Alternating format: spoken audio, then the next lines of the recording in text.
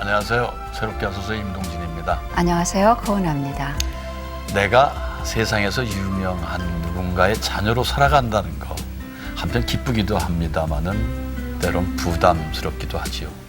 그러나 내가 지금 하나님의 자녀다 생각하는 그 순간 모든 건 기쁨으로 다 받게 되는 줄 믿습니다. 네.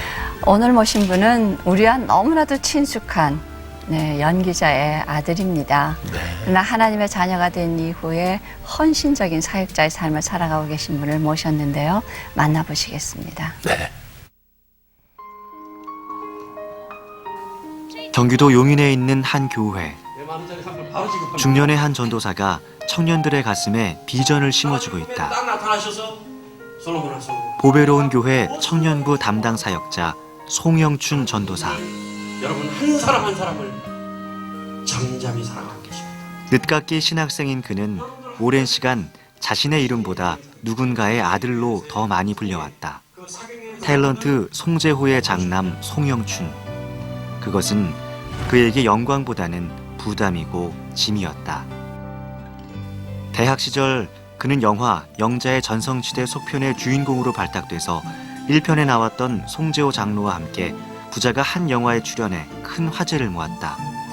그리고 영화의 흥행.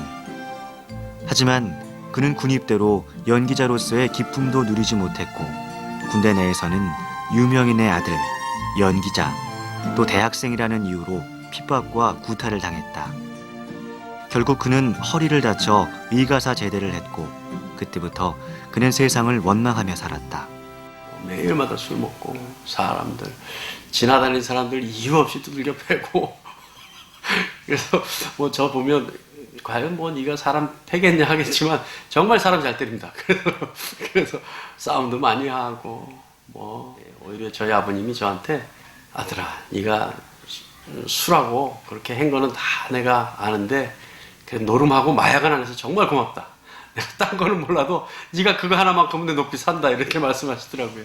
그래서 그 정도로 하여간 제 부모님을 속을 썩였던 20대였습니다. 젊은 날 그는 사업도 직장 생활도 하는 일마다 모두 성공했다. 승승장구하는 삶 속에서 부와 쾌락만 쫓던 삶. 그러던 어느 날부터 아버지의 신앙으로 교회만 다니던 그를 하나님이 직접 만지기 시작했다. 처참할 정도로 하나님 앞에 기도합니다. 정말 무서울 만큼 하나님은 아주 작은 죄까지도 낱낱이 보여주시더라고요. 그리고 나서 새벽 2시가 됐나 생각 드는데 갑자기 내 마음속에 평온함이 찾아들더니 그러더니 그 평온함과 함께 내 앞에 정확하게 한글로 된 글씨가 보여집니다. 다 끝났다. 하나님을 더 알고자 그는 신학교에 입학했다. 불혹의 나이를 넘긴 40대에 쉽지 않은 결정이었지만 하나님은 그에게 복에 복을 더하시며 그의 신학 공부를 기뻐하셨다. 저의 살았던 그 악 속에서 그 가지고 있던 그 경험, 쓰라린 경험이지만 그것을 하나님 100% 활용하셔서 우리 청년들의 그 사역을 통해 다시 쓰임받게 하시고 다시 그들에게 교훈을 주게 하시고 그들이 생생한 교훈을 받아들임으로써 잘못된 길, 옆으로 가는 길, 넘어지는 길로 가지 않게 하시는 하나님의 놀라운 사랑을 발견할 수 있습니다. 그는 지금 하나님께 받은 은사를 나누며 선교관을 지어 선교사들을 섬기고 있다. 좌절하고 방황했던 날들이 있었기에 하나님의 은혜를 더욱 깊이 체험하고 있는 송영춘 전도사. 그의 삶을 통해 이루실 하나님의 계획을 들어본다.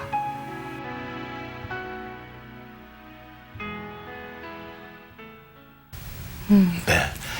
젊은 청년들을 위한 아주 귀한 사역자입니다. 수원 보배로운 교회의 전도사님이신 우리 송영춘 전도사님 모셨습니다. 예, 어서 오세요. 어서 오세요. 안녕하십니까. 방금 보니까 아버지가 이제 유명한 사람이에요. 예, 그 장남? 예, 저는 예. 전도사님 여기 출연하신다는 거 아세요? 예, 알고 계시죠. 뭐라 그러시던가요? 저희 아버님은 뭐 기쁜 일이 있어도 크게 기쁨을 표현하시고 슬픈 일이 있어도 크게 슬픔을 표현하시니까 그러시죠. 그냥 오늘 뭐 다녀오겠습니다 말씀드렸더니 승리해라. 그래요. 평상시에 늘 말수가 최고시죠. 그 현재 청년들을 위한 사역을 하시는데 예. 그 제가 조금 아는데 아주 뜨겁게 그냥 열정적으로 그 사역에 임하신다고 소문이 났거든요. 예. 예. 어떻게 그렇게 뜨겁게 열정적으로? 제가 사실 신앙생활은 이제 대학 때부터 하고 있었지만 예. 그것은 신앙생활이 아니라 그냥 아버님이 교회를 나가시니까 제가 대학 1학년 때부터 아버님이 이제 개종을 하셔서 교회를 나가셨는데 그냥 아버님 따라서 교회를 나가게 된 거죠. 예. 그러다 보니까 저는 그저 이제 선데이 크리스찬으로 교회를 어떤 신앙관을 가지고 나간 것도 아니고 하나님과 인격적인 어떤 만남을 통해서 나간 것도 아니고 그저 일주일에 한 번 나가야 되기 때문에 나갔던 삶이었습니다. 그러다 보니까 저는 대학 1학년 때부터 교회를 다녔어도 청년기 시절이 없었어요. 그러니까 청년부 활동이 뭔지도 모르고 저는 청년부 사역자가 됐는데요. 제가 살았던 경험만큼은 제가 가지고 있기 때문에 그들을 보면 안타깝죠.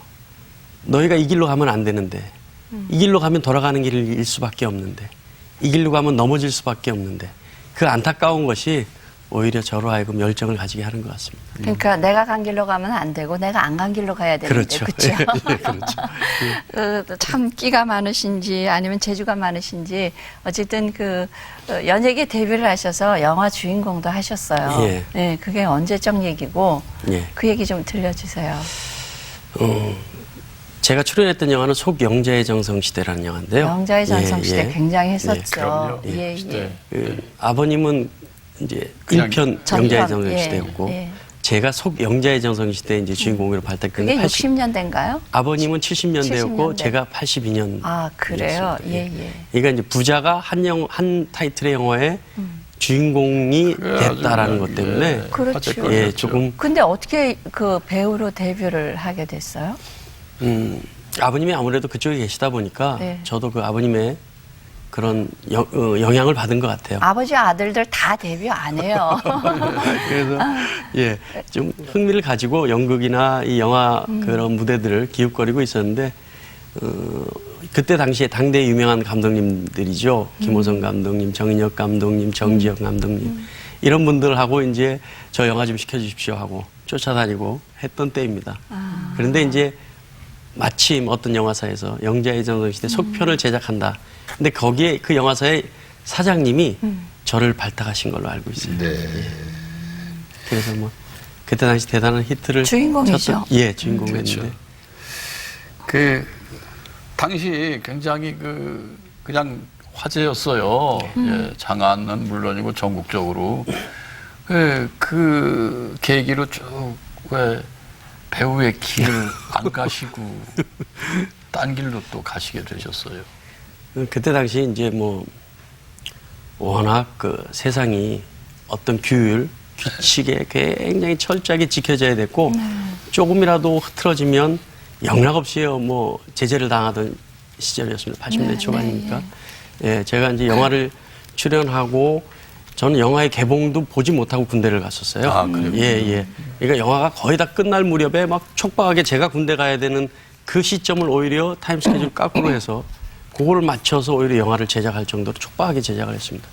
그래서 저는 이제 영화 제작을 끝맺히고 바로 그 다음 날 영화 촬영 마지막 날까지도 하고 다음 날 이제 군에 입대를 했죠. 그랬군요. 예.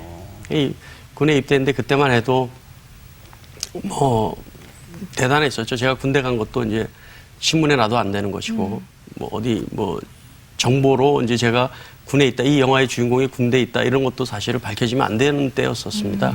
예, 그래서 군 생활을 하는데 그때는 이제 굉장히 규칙을 엄하게 가르치던 군 생활이었기 때문에 예, 상당히 힘든 시절도 있었어요. 그럼 군에 있으면서 개봉을 했다는 얘기는 들었어요? 예. 그래서 뭐 대단하게 히트 쳤다. 왜냐하면 이제 본인 영화 못 봤어요? 개봉 때? 예, 전 못 봤습니다. 전 못 봤는데 이제 저 휴가 갔다 온 고참들이 이 녀석 알고 보니까 영화 배우더라. 예, 이 녀석 영화에 나왔는데 지금 대단하다 영화가. 그래가지고 이제 뭐 예, 그 고참들로 배우 이름은 송영춘이었어요? 예, 송영춘 그대로였습니다. 그랬군요. 그럼 그렇게 군대에 있었으면 네. 제대하고 계속 하시면 되잖아요. 예, 근데 저는 이제 군 생활을 하면서 조금 부상을 당했었어요.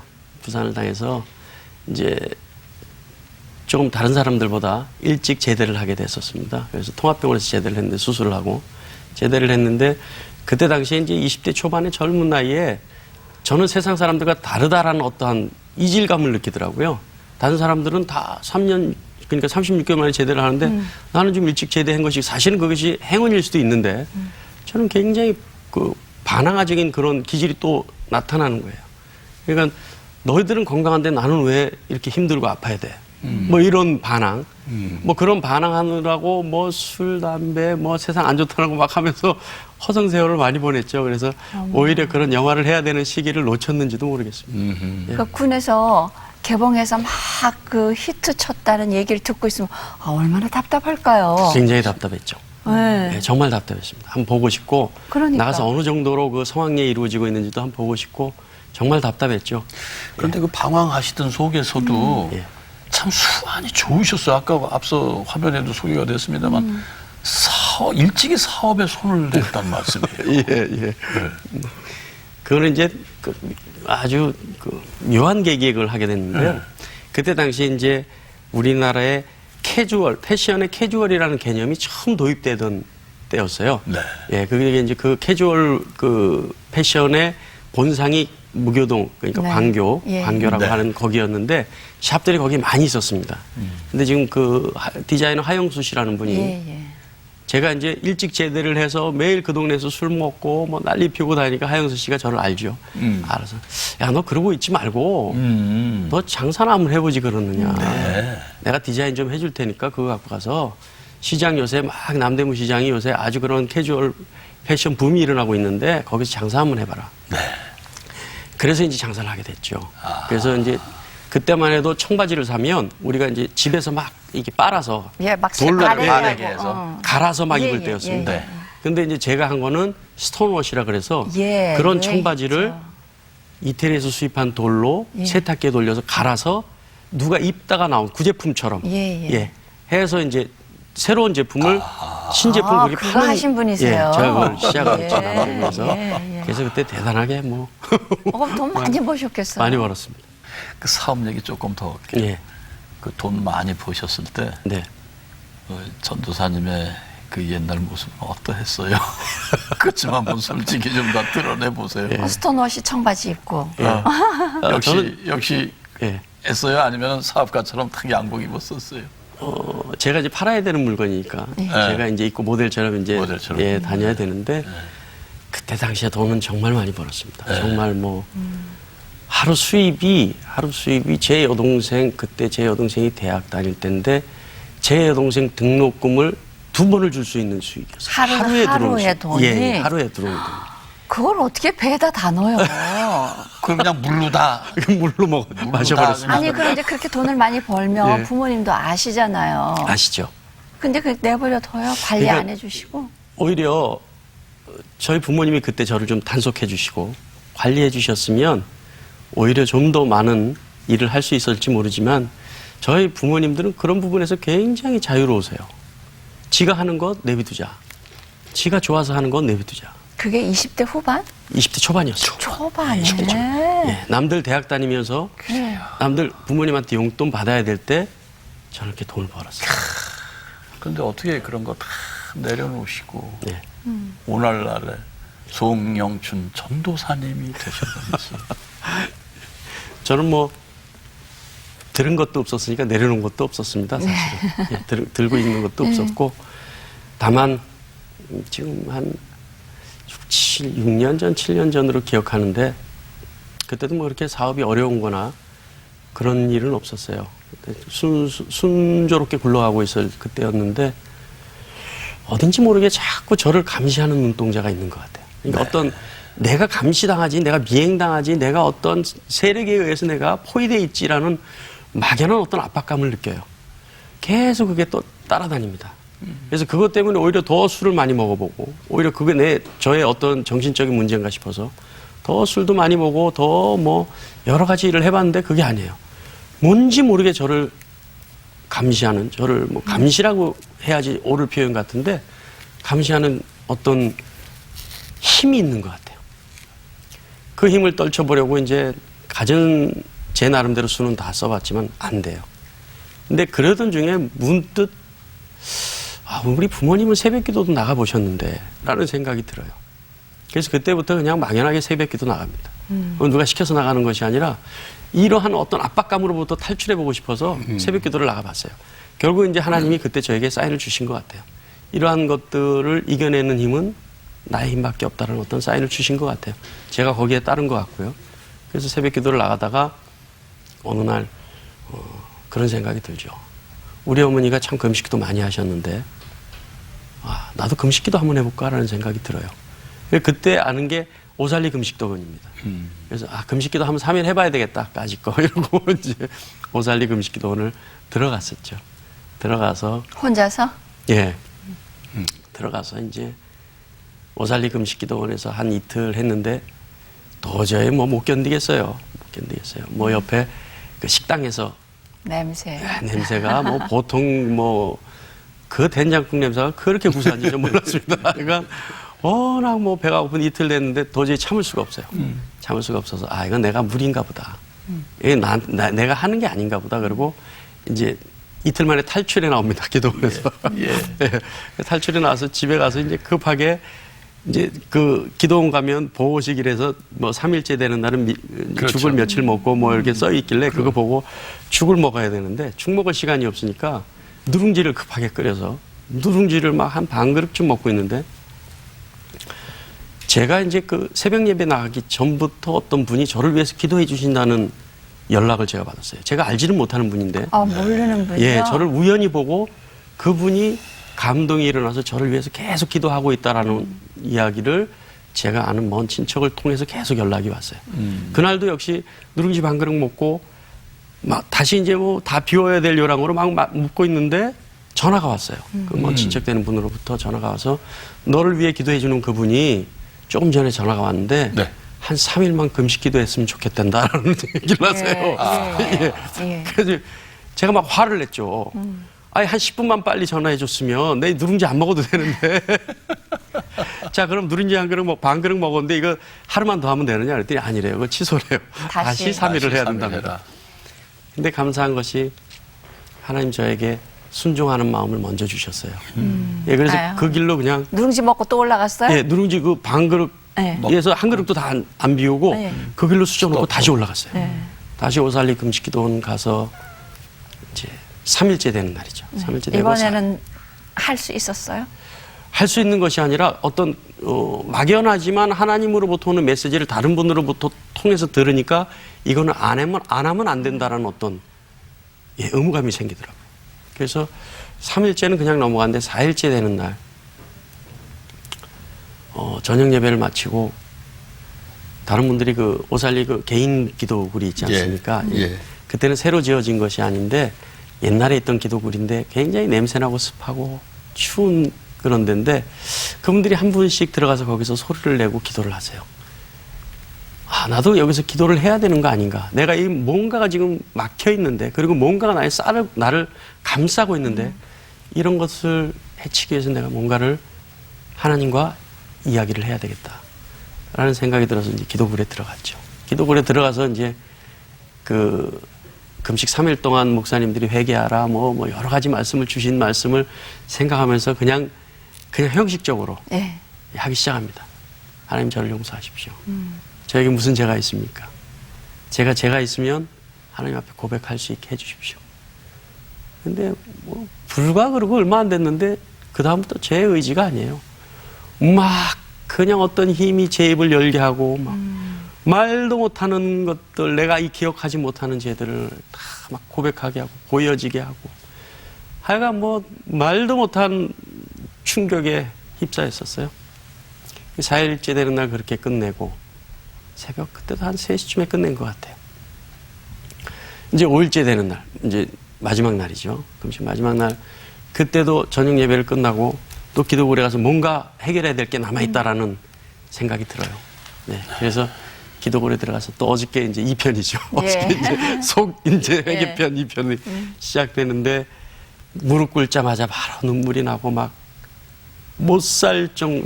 하나님 앞에 너무 부끄러워서 못 살 정도의 죄들을 낱낱이 보여주세요. 오늘은 너무 디테일하게 뭐 제가 하나님 앞에 온통 뭐 발개 벗겨져서 어디 숨을 데가 없을 정도. 그래서 이제 그 기도실 그 장판이 비닐로 돼 있었는데 그걸 막 뜯어내가지고 그 속에 숨습니다. 너무 부끄러워서. 너무 미안해서. 그게 다 하나님 눈길이었고 손길이었구나. 내가 그분 앞에서 내가 이런 죄를 저지르고 살았구나. 그래서 뭐 울면서 죄송하다고. 그래서 한참을 하고 얼마나 했는지 모르겠는데 한순간에 한글로 눈앞에 이렇게 써져요. 다 끝났다. 다 끝났다라는 글씨가 탁 떠올라요. 그러면서 마음에 평안이 나타나기 시작하죠. 예, 그때부터 오는 평안이 뭐 이루 말할 수가 없어요. 말할 수 없이 기쁘고 평안하고 제가 뭐 어떻게 그래 많은 찬송을 알았는지 그러니까 어렸을 때 이제 대학 때부터 다니면서 들었던 풍월이 찬송이었던 것 같아요. 그것이 다 잠재적으로 남아 있었던 것 같아요. 그러면서 그때부터 뭐 찬송이 나오고 그래서 그때도 한 새벽 2, 3시 됐습니다. 다 끝났다는 어떤 희열. 하나님 앞에 내가 어떤 일들이 청산됐다라는 기쁨. 예, 그래서 그 회개 기도가 끝나고 그 다음날 새벽에 미음 한 그릇 먹고 이제 나오죠. 오살리 기도원에서 나오는데 세상에 그렇게 예쁜지 처음 알았어요. 예, 차창밖에 보이는 짓눈개비가 부시부스러웠는데 그렇게 아름다워요. 그렇게 아름다워요. 하다못해 길거리에 있는 쓰레기도 다 하나님이 지으신 어떠한 것들이라고 생각하니까 너무너무 귀하게 보이고 아름다워요. 뭐 예수님 옛자만 나와도 눈물이 나고요. 예, 하늘 보면 하나님 계신 것 같아서 눈물 나고요. 예, 낙엽 뒹굴면 하나님이 불어서 죄 앞에서 이렇게 보여주시는 것 같아서 눈물 나고요. 예. 그렇게 주님을 만나고 예. 이제 그야말로 확 변해서 예. 집으로 돌아오면 네. 가족들이 예. 짐 싸들고 올라갈 때 전도사님하고 예. 이제 은혜 받고 내려온 전도사님은 전혀 다른 사람이 왔을 예. 거 아니에요. 예. 가족들 반응. 그리고 전도사님이 이제 어떻게 변해가시는 거예요? 처음에 안 믿죠. 안 믿어요. 안 믿고 뭔가 이제 상대들이 저를 볼 때 네. 뭔가 홀렸다라는 그런 인상을 줘요, 저한테. 예, 근데 뭐 그 전에 그렇게 즐기던 술, 담배가 뭐 도대체가 이거는 보기도 싫어지고. 내려와서. 예. 담배 간판을 보는데 구역질이 나요. 예. 그리고 누가 뭐 소주라고 하면 소주의 그 전에는 한잔 해야지라는 생각이 들었는데 소주의 그 쓴맛이 먼저 생각이 나고 구역질부터 나요. 한 잔이 아니라 사장님을 하시는 예. 그 정도로 뭐 저 스스로도 보기에 놀랄 정도로 제 태도나 언행이 바뀌어 있죠. 그전에는 인사가 욕이었어요. 애정의 표현이 욕이었어요. 직원들한테도 애정의 표현을 욕으로 시작했어요. 근데 그 욕이 얼마나 무서운 저주라는 것을 기도원에서 내려오면서 알았어요. 무서운 저주구나. 이건 내가 사람한테 하면 안 되는 소리구나. 그러고 나서 제 의지가 아니로 그 욕도 사라지게 되고요. 네. 그래서 그 은혜와 함께 이제 신학으로 이어지는 건가요? 네. 신학은 좀 이따가 하는데요. 기도원에서 내려와서 이제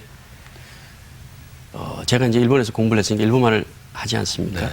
근데 이제 한글로 일본말을 쓰는 거는 좀 그래서 일본 성경책을 갖다가 한글과 대조하면서 일본말로 이제 일본 성경을 쓰기 시작했어요. 그러세요? 예, 필사를 하기 시작했어요. 예. 근데 이제 다 그래도 어느 정도 뭐 모세오경 쪽이나 뭐 이쪽 역사서 쪽 이쪽은 다 그래도 그냥 이야기 같으니까 그냥 좀 대강 알아보고 쓰겠는데 문제는 이사야서를 갔는데 도대체 무슨 말씀을 하고 계신지 못 알아듣겠어요. 그래서 제가 아는 목사님께 부탁을 해서 이사야서를 도대체 못 읽겠는데 이걸 알려면 어떻게 해야 됩니까? 그랬더니 주석책을 한번 사보라 그러시더라고요. 그 주석책을 사서 봤는데 이건 성경책보다 더 어려워요. 예. 제 마음속에 난 정말 세상에서 교회를 그래도 주일은 안 빠지고 갔는데 수십 년을 갔는데 내 이 말씀을 너무 모른다. 그러던 중에 꿈을 꿨어요. 꿈을 꿨는데 우리 성지효 장로님하고 이제 제 아버님 성지효 장로님하고 저하고 있는데 꿈 건너편에 이제 어떤 식탁이었는데 식사를 하는 식탁이었는데 테이블 건너편에 어떤 여자분이 자꾸 제 아버님을 희롱을 해요. 막 자꾸 희롱을 해서 제가 이제 못 참아서 당신 자꾸 왜 그렇게 희롱을 하느냐. 그랬더니 막 웃으면서 희롱을 해요. 그래서 제가 그분을 제압하느라고 제가 이제 장검을 차고 있는 것 같은데 꿈에서 그 장검을 뽑았는데 손잡이는 굉장히 멋진 장검이었는데 꺼내니까 칼 끝이 요만해요. 예. 근데 꿈에서도 생각이 아, 내가 말씀이 없으니까 말씀의 검이 이렇게 부족하구나, 나에게는. 내가 전쟁을 해도 꼭 질 수밖에 없겠구나. 라는 생각을 해요. 그래서 이제 그때, 아, 공부해야 되겠다. 그래서 저는 신학교 간 게, 신학교 가면 성경 가르쳐 주는 줄 알았습니다. 그래서 신학교 갔습니다. 그러면 사업은? 이제 그때는 유지하고 있었죠. 예, 유지하면서. 신학하실 때. 근데 가족들에게 그때 이미 가정을 다 가졌을 그렇죠. 때죠. 예. 가족들 또 부모님께 나 신학교 가겠습니다. 예. 반응들이 어땠어요? 이제 제 아버님은 하나님이 살아계시다는 것이 너를 보니까 알겠더라 그러시죠. 예. 그러던 중에 이제 사실은 신학교를 가겠다고 마음을 먹고 공부를 해야 되겠다라는 이제 막연하게 이제 거기서도 성경 가르쳐 주는 줄 알고 가려고 하는 거죠. 근데 제가 이제 아까도 말씀드렸듯이 군에서 이제 부상을 입고 그래서 이제 통합병원에 수술을 하고 나왔는데 그 전에 한 2번 이제 군에서 다친 사람들은 국가유공자로 어떤 심사하는 제도가 있어요. 그렇죠. 제대하고 나서도 한 2번 신청을 했는데 떨어졌어요. 당신은 아니라고. 그러니까 뭐 어떤 말도 꺼내기 전에 이제 보이콧도 놓는 거죠, 저를. 그런데 신학을 해야 되겠다라는 마음을 먹고 나서 얼마 안 있다가 보훈청에서 연락이 왔어요. 당신 이제 검사를 한번 또 받아야 될 것 같다. 시간이 꽤 흘렀으니까. 그래서 보훈병원에 가서 이제 검사를 받으려고 갔는데 그전에는 거기 의사 선생님들이 뭐 보지도 않고 차트만 보고 아유, 뭐 선생님 아니십니다. 뭐 이러는데 그날따라 그 의사 선생님은 선생님 뭐 증명할 만한 걸 갖고 오셨습니까? 물어봐요. 네. 뭘 증명을 합니까? 그랬더니 아니 몸이 많이 아프면 아프다라는 어떤 병원 진단서라도 갖고 와야 제가 뭘 도와드리죠. 왜요? 그래서 아니 아프다는 거는 보훈병원에서 저를 증명하셔야지 제가 어떻게 갖고 옵니까? 그랬더니 그 의사 선생님이 굉장히 친절하게 이럴 게 아니라 우리가 MRI를 정밀 검사를 다 한번 찍어봅시다. 그래서 선생님이 정말 군에서 다쳐서 수술을 했고 그 부분이 상해한 어떤 불편한 점이 있다면 우리가 마땅히 처리를 해드려야 되는 일입니다. 이렇게 하세요. 그래서 이제 정밀 검사를 받고 테스트를 합니다. 네. 그러고 나서 전 그걸 잊어버리죠. 그래서 이제 그 신학교 가려고 수속을 밟고 있는데 연락이 왔어요. 내일 발표하는 날이다. 그래서 제가 인터넷으로 그 당일날 그 국가유공자 됐는지 이제 발표 그걸 보니까 축하합니다. 당신은 국가보훈법 몇 호에 의해서 당신은 국가유공자로 선정이 되었음을 알려드립니다. 이런 게 있어요. 근데 그 순간 저에게 오는 감동은 하나님이 모든 것을 계획하고 계셨구나라는 생각. 네. 그분이 저의 작은 것 하나까지도 다 계획을 하셔서 오늘 내가 신학을 할 때도 국가유공자가 되면 학비가 면제가 됩니다. 그렇죠. 네. 예, 자녀들도 학비가 면제됩니다. 그러니까 하나님이 직접 나를 가르치시려고 학비 면제될 수 있는 어떤 방법들을 다 만들어 놓으시고 다 그렇게 이끌어 오신 거구나 라는 생각을 하니까 참을 수가 없어요. 그분 앞에 죄송하고 또 감사한 것이 참을 수가 없어요. 그래서 거의 한 2, 3개월을 울고 다녔던 것 같아요. 예, 하나님 생각해서 너무 감사하고 모든 것을 그렇게 계획하시고 이끄셨는데 그 몰라서 저는 그렇게 방황하고 다녔고 다 하나하나 살 길을 마련해 놓으셨는데 그걸 모르고 그렇게 방탕하게 살았구나. 예. 그래서 이제 신학을 하게 됐죠. 예. 그래요. 하나님께서는 정말 모든 걸 섭리하시고, 네. 그, 아까 아버님이 너를 보면 하나님이 살아계시다. 라고 말씀을 하실 정도의 참 그 화려한 과거를 갖고 계셨던 우리 송영준 전도사님. 그래서 이제 신학을 하시면서, 그 깊이 깨달으신 바는 어떤 거였습니까? 하나님은 우리의 모든 것을 계획하신다는 거죠. 네. 하나님 우리의 모든 것을 계획하시고 하나님은 물론 사랑의 하나님이시지만 그 하나님은 분명한 것은 그 하나님을 경외하지 않으면 안 된다. 그 하나님을 두려워하지 않으면 안 된다. 하나님 앞에서 우리 낱낱이 벗겨질 수밖에 없는 것이고 하나님 앞에서 그 어느 것도 감추어질 것이 없는 것인데 우리가 잠깐 감추었다고 잠깐 숨겨졌다고 하나님 앞에서 하나님이 아닌 것처럼 생각해서는 안 된다라는 것을 깨달았죠. 네. 근데 신학 가실 때는 성경 가르쳐 주는 줄 알고 갔잖아요. 그렇죠? 근데 이제 사역자란 말이에요. 네네. 그러면 어떤 그 부르심이 있었기에 예. 내가 성경 공부하러 온 것이 아니구나. 하나님이 나를 부르셔서 쓰시는구나 예. 하게 됐습니까? 예. 그러니까 처음에 이제 아까 말씀드렸던 그 국가유공자로 선장이 되면서 아, 이거는 그냥 내가 신학을 하는 것이 아니라 뭔가 옛날부터 나에게 갖고 계신 하나님의 뜻이 있었지 않았느냐. 그리고 그때는 이제 뭐 지금도 그렇게 하려고 노력합니다만은 그때는 뭐 하루에 한 3-4시간씩 기도하고 있을 때니까 하나님과 깊은 교제를 갖게 됐고요. 또 이제 신학 학부서부터 다녔기 때문에 신학을 하면서 자꾸 그런 감정이 누적되는 것 같아요. 내가 그냥 여기서 공부하러 성경 공부하러 온 것이 아니라 뭔가 내가 이 공부를 통해서 하나님이 나를 쓰시고자 하기 때문에 이곳에 데려다 놓으신 거구나 라는 그런 것들이 자꾸 누적되다 보니까 저도 모르는 사이에 어느 날 나는 목회의 길이구나. 예, 그렇게 되셨군요. 예, 그렇게 알게 됐어요. 근데 이제 그 부르심을 받고 사역자의 길로 가게 되면 부인은 이제 그 목회자의 아내가 되고 네. 자녀들은 목회자의 자녀가 되는 거예요. 네, 그렇죠? 네, 네. 이제 그분은 자기네들의 부르심이 아니라 아빠나 남편의 부르심에 의해서 네, 바뀌어 있는 네, 건데 네. 내가 정말 이제 목회자의 길로 가야 될까 보다 했을 때 가족들은 저는 그렇게 뭐 놀라지 않았습니다. 예. 놀라지 않고 미리 많은 기도를 통해서 제가 하나님과 만날 수 있는 그 접촉점을 좀 더 빨리 만들어준 그러셨군요. 장본인이었고요. 예. 또 그다음에 저희 큰 애들은 놀랬죠. 예. 왜 아빠 술 먹고 매일마다 큰 소리 치고 예. 야단치고 했던 예. 사람이 어느 날 술 담배 안 하고 웃으면서 다니고 예. 본인들 보면서 웃으면서 얘기하고 부드럽게 얘기하니까 놀랬죠. 놀랬는데 제가 이제 이 기회를 통해서는 이제 많은 자녀를 두신 분들에게 말씀드리고 싶은 것은 제가 이제 저에게 개인적으로 오시는 분들에게도 분명히 말씀드립니다만은 자녀는 부모의 비전으로 키우는 것이 아니라 하나님의 비전으로 키워야 된다는 것을 압니다.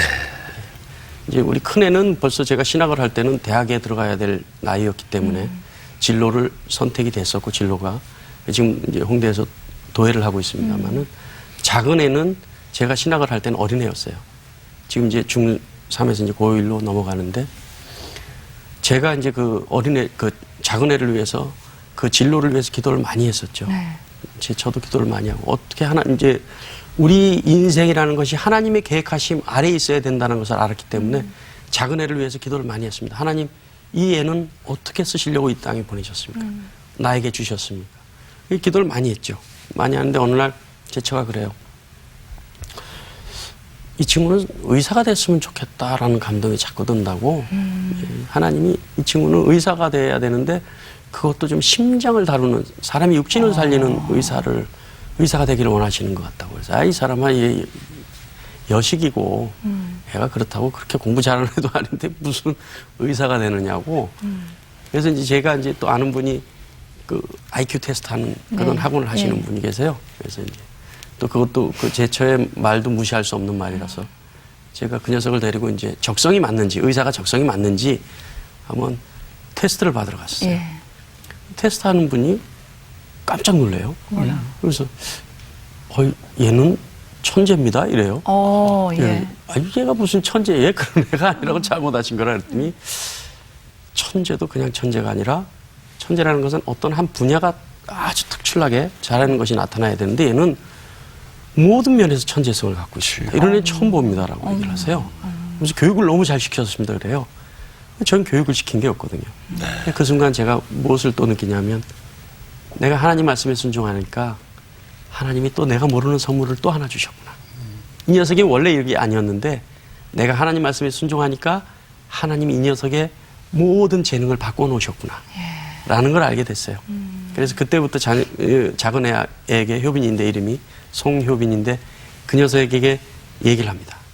하나님은 너를 의사 되기를 원하신대. 아빠는 목사님이 돼서 영혼을 살리는 의사가 된다면 너는 육신을 살리는 의사가 되기를 원하신대. 우리 한번 기도해보자.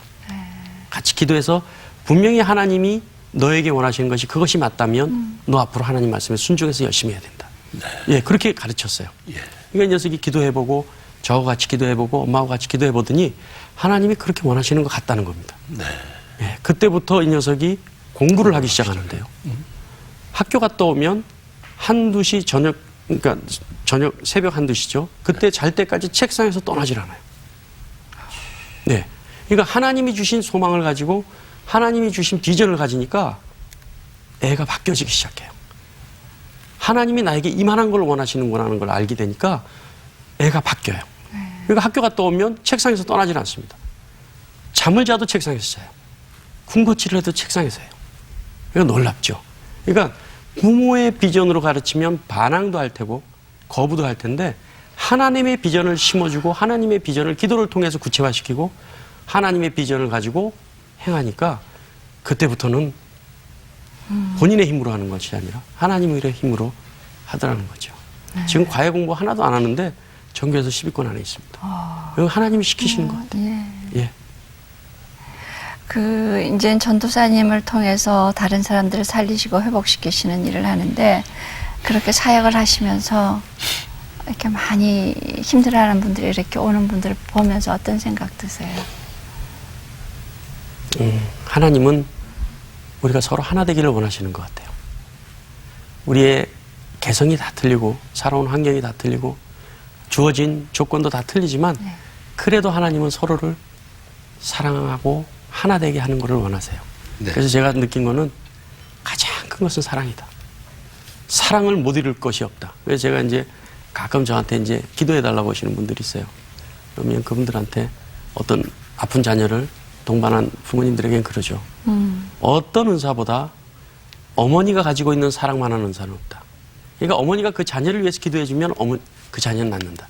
다만 어머니는 왜 못 낫게 하냐면 그만한 믿음이었기 때문이다.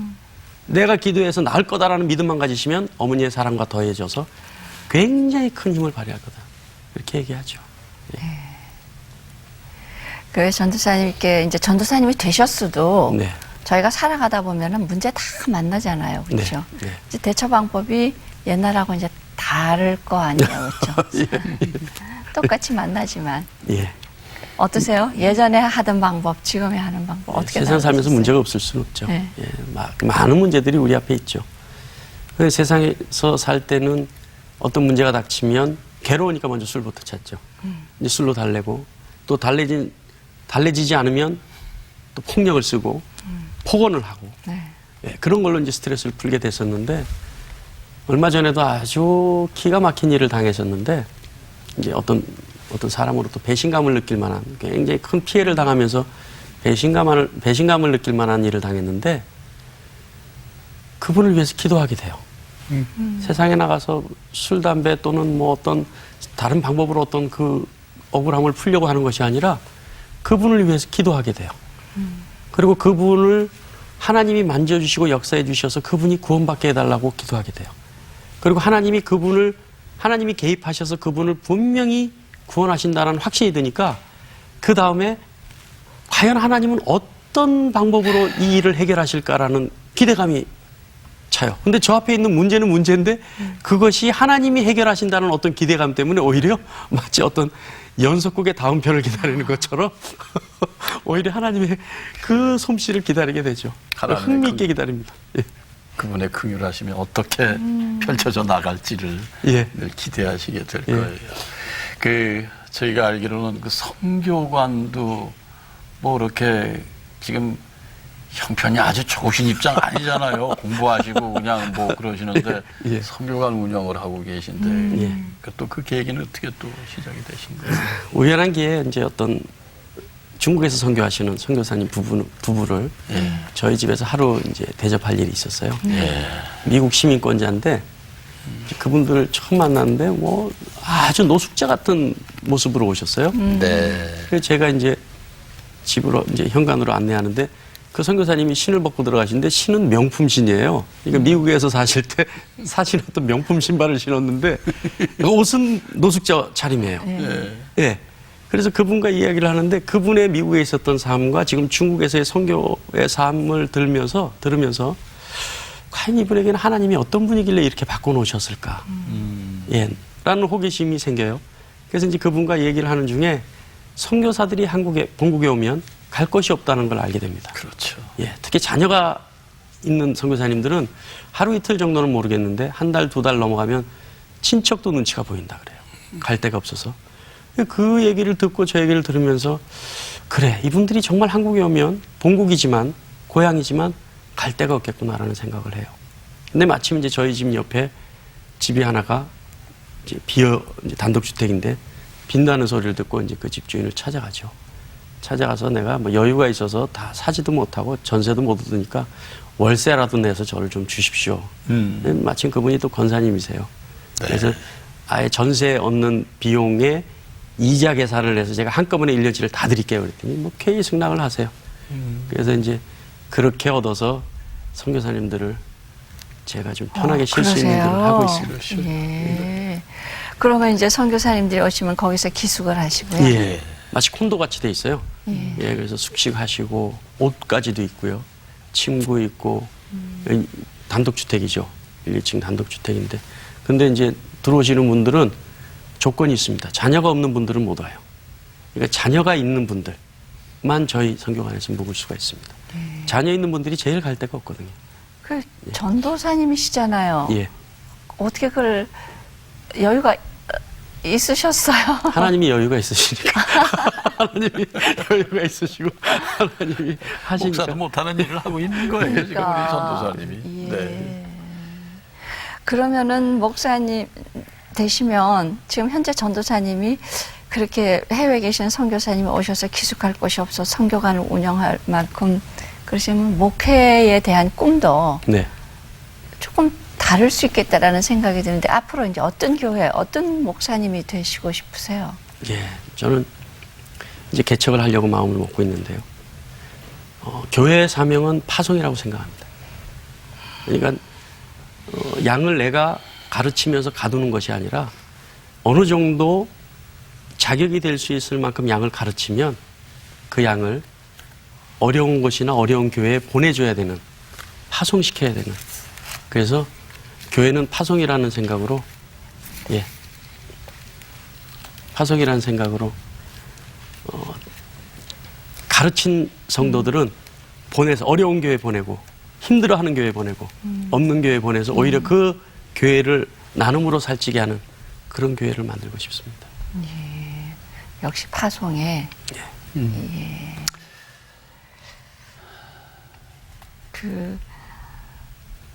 이런 얘기를 말하자면 부모님이나 네. 가족들도 목회하시는데 앞으로 이런 계획 속에 나는 할 것이다 하는 얘기를 의논을 하시고 하십니까? 뭐 부모님께는 구체적인 것은 의논 안 했습니다만은 제 가족들은 뭐 하고자 하면 제가 하고자 하면 못 말리는 사람인 줄 알고 있으니까. 그러시구나. 자, 이제 정말 영혼을 살리시는 일을 하고 계신데요. 예. 그 나를 이렇게 보시면서 어떤 마음이 드세요? 하나님 앞에 늘 긴장해야 되겠다. 긴장해야 예. 되겠다. 내 스스로를 늘 의심해 봐야 되겠다. 내가 과연 하나님 앞에 있는 것인지 세상에 있는 것인지 스스로를 의심해 보는 사람이 되고 싶습니다. 네, 그렇죠. 늘 하나님 앞에 날 비춰보는 게 네. 예, 중요한 일입니다. 이제는 뭐 우리 송영춘 전도사님 때문에 우리 송장로님도 그렇고 어머님도 그렇고 얼마나 정말 장하고 대견스러우셔서 아마 부모님들이 지금 아마 무척 행복하실 거예요. 우리 송 전도사님 때문에. 예, 그런 송 전도사님의 앞으로의 또 다른 기도 제목과 비전이 있으시면 예. 함께 나누시죠. 기도 제목은 제가 처음 만났을 때 그 하나님 앞에서 있었던 모습대로 예. 내가 하나님 앞에서 완전히 발게 벗겨져서 깨끗했던 그 모습대로 계속 살고 싶고요. 또 한 가지는 정말 우리가 순종이라는 의미를 잘못 이해하고 있는데 하나님 뜻과 내 뜻이 맞은 것을 순종이라고 생각해요. 하나님 뜻과 내 뜻이 맞아서 다른 것을 순종이라고 생각하는데 저는 좀 더 엄격하게 생각을 해서 내가 가지고 있는 상식과 이성과 지식과 환경을 다 포기하더라도 하나님 뜻에 따를 수 있는 순종하는 삶을 살고 싶습니다. 예. 앞으로 정말 목회하실 때 파송 많이 하시고 정말 그 첫사랑 절대 변치 않는 귀한 목회자 되시길 바라겠습니다. 아멘. 오늘 귀한 시간 주셔서 고맙습니다. 감사합니다. 예, 감사합니다. 감사합니다. 아, 전도사님 간증을 이렇게 들으면서요. 우리가 살아가면서 어떤 기적보다도 하나님을 만나는 그 기적만큼 놀라운 기적은 없고 그것이 우리 삶의 가장 큰 기적이 아닌가 하는 생각을 해봤습니다. 네. 지난날의 모든 허물과 아픔, 그래서 생겼던 방황들, 할 수밖에 없었던 그 방황들, 이 모든 것을 선함으로 이끄시는 하나님을 오늘 우리는 또 만나게 됐습니다.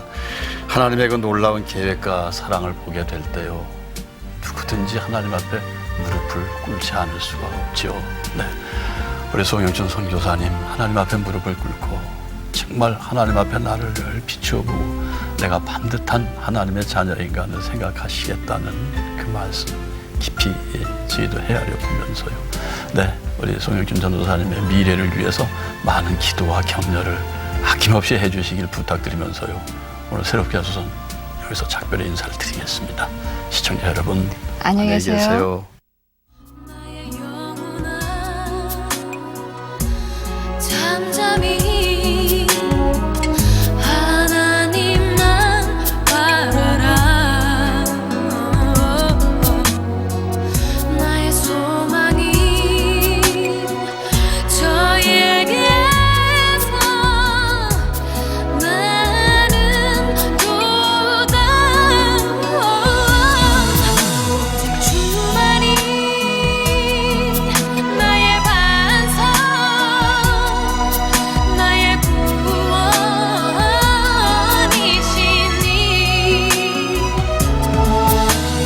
주만이 나의 산성, 내가 요동치 아니. 채택된 시청 소감을 보내주신 분들에게는 안면도 에덴 펜션 수양관에서 무료 이용권을, 이롬에서 황성조 생식을, 사람을 배려하는 제이손 진공젓가락에서 제이손 명품 수저 종합 세트를, 답례품 전문 쇼핑몰 엔젤스데이에서 리빙용품을 위한 상품권을 드립니다.